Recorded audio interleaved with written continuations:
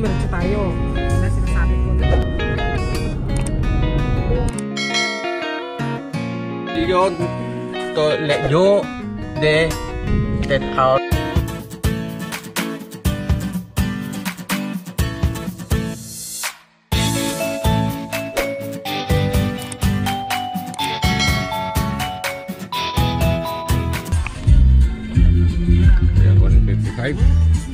Down. Magandang araw, magandang buhay mga kabayan. Kumusta po kayo? Sana tayo laging nasa maligtas na kalagayan. At lalakad na naman si kabayan. Dati nung mga nagdaang araw medyo malamig kasi ngayon bear months na. So papasok na yung tatawag nating autumn o fall. So kung hindi kami makapaggala ng malamig masyado, ika nga yung bang relax sa malamig na lugar. Nitong mga nagdaang linggo, minute ulit. So yun ang pagkakataon natin. Dahil mainit, malisangan ng konti, pumunta tayo sa malamig na lugar. Yan, sa malamig. Pagka sinabi mong malamig, ito sa may tubig. Tayo sa tubig. Bali once a year ho kami nag-swimming din naman. Lalabas din kami, napupuntahan kami sa mga beach. So nitong mga nagdaang mga taon hindi kami nakakapaglabas na ganoon. Hindi kami nagagawa yung aming yearly na ginagawa kasi nga, di ba, may maraming dahilan. Ngayon na lang ulit, tingnan natin, pumunta tayo, medyo malayo-layo yung biyahe natin. At let's go mga kabayan, samahan nyo kami. Pakita ko sa isang beach dito na medyo okay din naman. Medyo malayo lang, let's go. Kabayan, sama kayo.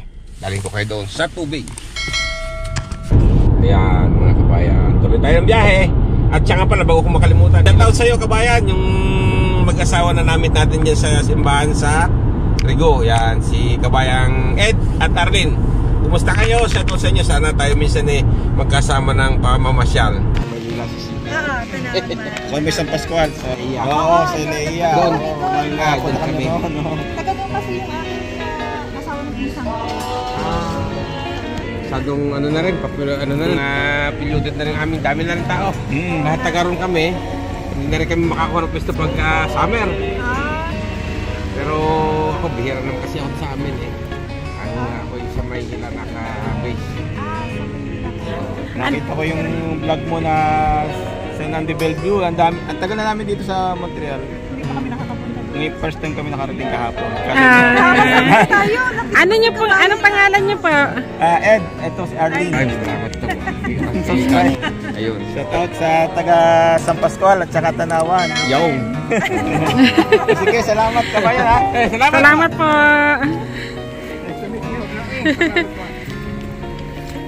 Yeah. Shoutout sa inyo. Bayan. Papatangan nyo rin sila. Patangan nyo rin yung Sino yata? Oo, sabi niya, taga-Batangas din ako. Mga kababayan talaga natin yan, sulit. Salamat sa inyo. Suporta, kabayan. Kabayang Ed at Ma'am Arlene. Yeah. Papunta kami ngayon doon sa isang beach dito, medyo malayo sa Lake Simon. Ewan ko kung nakarating na rin kayo rito. Maganda, malinis. Ayan na. Malinis. Mga kabayan, nag-exit na tayo dito sa isang national highway. At bundok, mapapansin nyo, puro na bundok-bundok na itong ating tinatahanan. Dito yung Park Mega. 210, exit tayo 210. Punta na rin dito, Montebello, Montermolan. Ganda rin ka, di ba?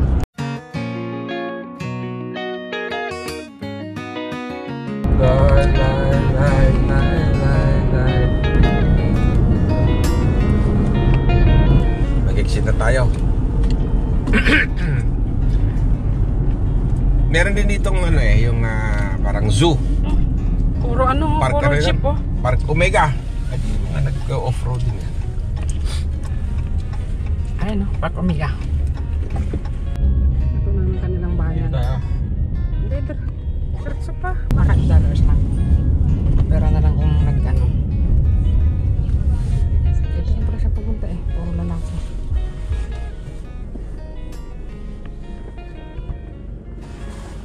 Magkano?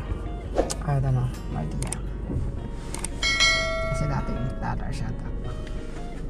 Baka 12 na ngayon.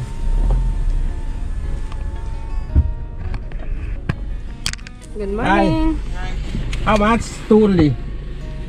Yeah. Thank you. You too. Bakit ito lang? Wala silang bracelet dito. Dapat doon kami na nag-standby. Okay. Bakit kasi nandiyan ka sa kaliwa? Tapos kanan ka. Aray ko. Ito pala yung mga may sasakyan ng mga camping. Ayos ah. Ba, may laro na yung mga bata ngayon doon. Yung mga bata na dito. Mga nagkakampingan dito. Oo, semento na. Doon na, ayaw mo doon sa malilim? Dito.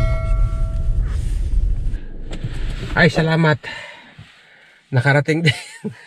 Ayan o. Yun yung dagat sa likod natin. Yung parking. Ha? Basta din natin. Puro bundok yun. Maganda. Ang gusto kong ang kinagusto lang namin dito kasi napakalinis at napakalinaw ng tubig. Tapos hindi masyadong crowded. Kasi nga, napakalayo dun sa aming lugar mga 2 oras sa biyahe. So, may kumpara ko sa atin, yung mga taga Maynila, pumupunta ng Batangas, mga ganun kalayo yung biyahe. Dito naman kasi freeway, sa atin naman kasi yung mga takbo lang 80 hanggang 100. Tumatakbo ka rito ng 115 hanggang 120. So, mas malayo pa kung tutuusin. Yan. Basta isa ito sa para sa akin ha, pinakamalagandang pag-beach. Ayan. Okay. Bawa tayo. Tingnan natin. Tayo magmasyal-masyal muna dyan sa baba. Ganda na ng CR nila na. Bago na. Kaya nga. Linis. Dami pang cubicle. Oo. Samantalang dati dikit-dikit. Mga kabayan. Dito tayo.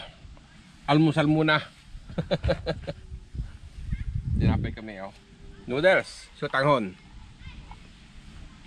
Tsaka kape din. Dalan kape. Malamig pa mga kabayan. Kain tayo. Ano yan? Marami nang tinanggal na kahoy dito, no? Siyempre siguro nung natatanda mo nung bumagyo ng yelo, nung marami sa ating siyempre dito rin, marami rin siguro. Yan ang parking, wala pa. 2 pa lang sasakyan kami, aga pa. Isa. 2 pa lang. Yan! Sarap maglakad dito. May pollute, linis Yan daw, marami bang activities doon. Kabila. Dito, pwede tayo mag-renta ng kayak o kano. Oo, may kano sila dyan. Kaya lang, hindi pa yata open Alas 10 siguro. Sikat ng araw Ano ba siya? Ay, hawak-hawak mo yan. Boh. Ay siya. Purang pula Parang turista Parang nasa ibang bansa Ay siya Dapat mag-basketball tayo, dalawa doon. Parang ay siya ang attire parang nasa ibang bansa, parang nasa Canada Nakasapatos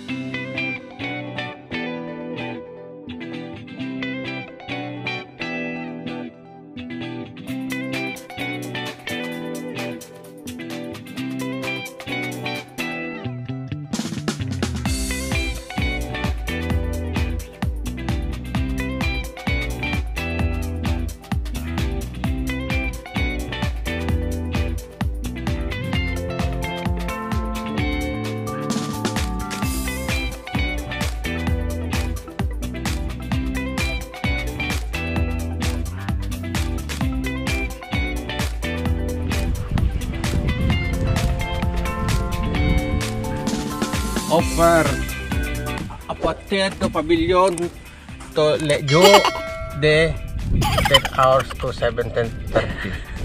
Ito, offered. Open! Yung pavilion na yan mula sa alas 10 ng umaga hanggang alas 5:30 ng hapon. La Perme.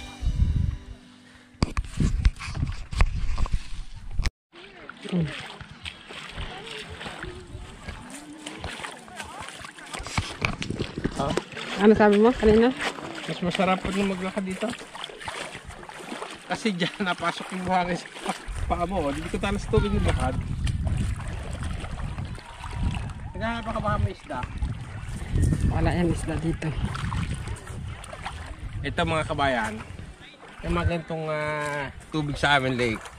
Pagdating ng winter, puting-puti na yan. Yan yung nakikita natin na ang tag doon, ice fishing. Binubutas yung kasi yelo na yun eh. Butasin mo yung yelo para doon mo ilalawit yung yung line ng fishing.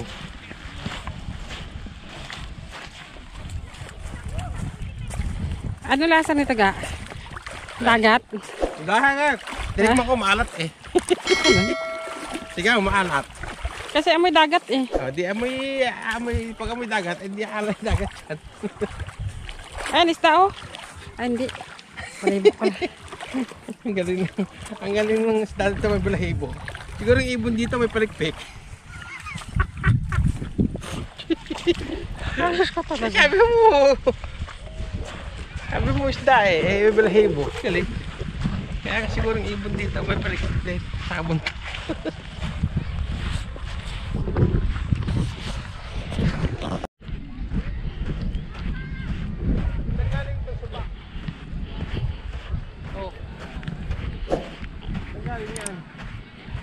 Hindi sa suba. Hindi ka kalumbog dito.